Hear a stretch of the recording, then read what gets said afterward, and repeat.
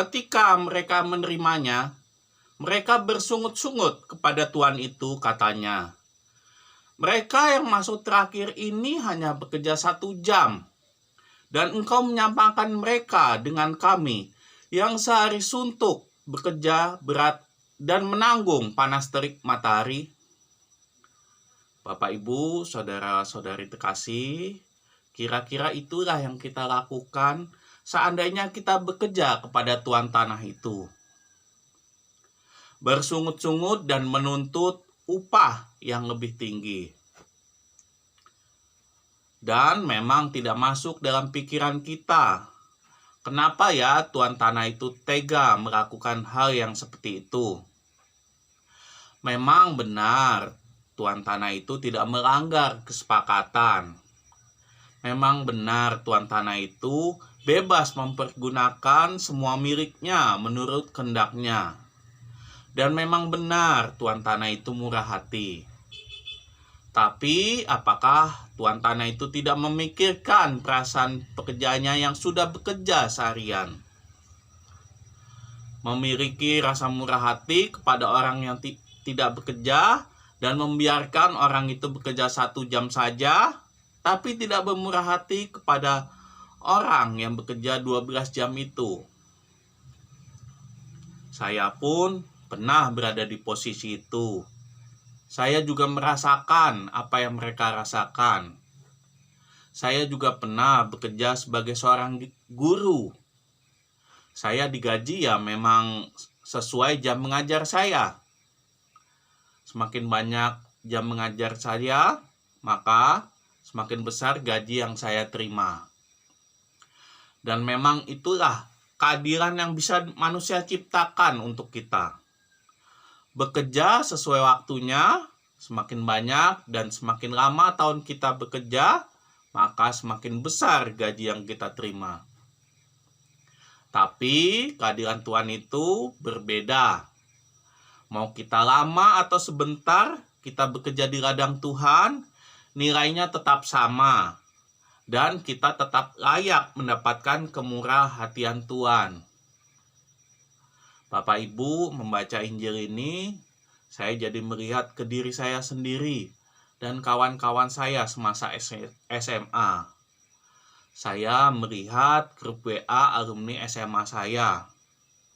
Mereka itu sudah pada sukses-sukses semua. Ngomongin masalah pekerjaan, pemerintahan, politik, mobil, liburan, hobi, dan sebagainya. Yang kadang-kadang saya tidak mengerti omongan mereka. Pengen nimbrung, ikut obrolan, tapi ketinggian. Jadi kadang nggak relate sama saya. Akhirnya saya hanya bisa nyimak dan membaca setiap obrolan mereka. Kadang saya pingin membuka obrolan dari sisi rohani, mempromokan YouTube saya ini, atau sekedar mengingatkan untuk ke gereja hari Minggu, dan sebagainya. Tapi nanti saya dianggap aneh lagi. Karena saya pun menyadari bahwa urusan hubungan diri dengan Tuhan adalah urusan pribadi masing-masing. Sampai saya membaca Injil hari ini dan menyadari bahwa inilah kesombongan diri. Menganggap saya lebih dekat dengan Tuhan dan merasa layak mendapatkan kemurahhatian Tuhan. Merasa layak mendapat keselamatan. Dan sama seperti pekerja itu, saya pun juga merasakan iri hati kepada mereka. Seandainya mereka nanti sama-sama mendapatkan kemurahhatian Tuhan. Dengan membaca bacaan Injil hari ini, harusnya saya bersyukur. Walaupun nantinya mereka baru sebentar saja bekerja dengan Tuhan, setidaknya mereka sudah bertobat dan mau bekerja untuk kemuliaan Tuhan. Kita semua seharusnya sadar bahwa kita semua bekerja untuk kesuksesan perusahaan Tuhan. agar perusahaan Tuhan atau kerajaan Tuhan tersebar di seluruh dunia. Karena kalau kita bekerja dengan baik di ladang Tuhan, otomatis kita pun akan naik jabatan, diberi tanggung jawab yang lebih besar lagi. Sama seperti saya, yang sedari kecil ikut Putra Atar, hingga sekarang menjadi pemandu ibadat, dan mempunyai YouTube kecil ini. Saya percaya suatu saat, bila Tuhan berkenan, YouTube saya ini akan menjadi besar dan memberikan manfaat untuk lebih banyak orang. Apalagi kalau kita dapat bekerja sama, memberikan sedikit talenta kita untuk Tuhan. Pasti semakin besar ladang Tuhan di dunia ini. Dan perlu disadari, keuntungan orang yang sudah lama menjadi pekerja Tuhan, kemungkinan berbuahnya akan lebih besar, lebih banyak. Kemungkinan mendapatkan kemurahan Tuhan juga semakin besar. Masa orang yang tiba-tiba bertobat dan baru sebentar saja bekerja di ladang Tuhan bisa mendapatkan kemurahan Tuhan?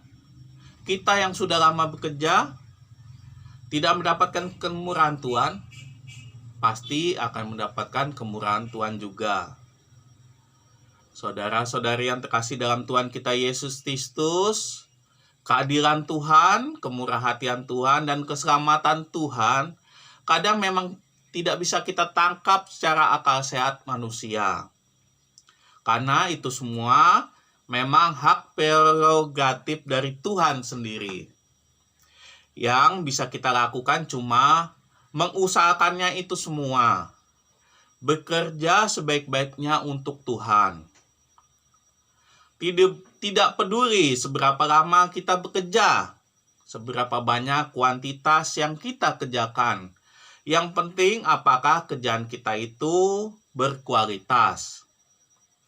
Karena percuma saja. Contohnya orang yang bekerja 12 jam hanya mendapatkan 6 keranjang anggur. Tapi orang yang bekerja 1 jam mendapatkan 2 keranjang anggur. Lebih untung mana?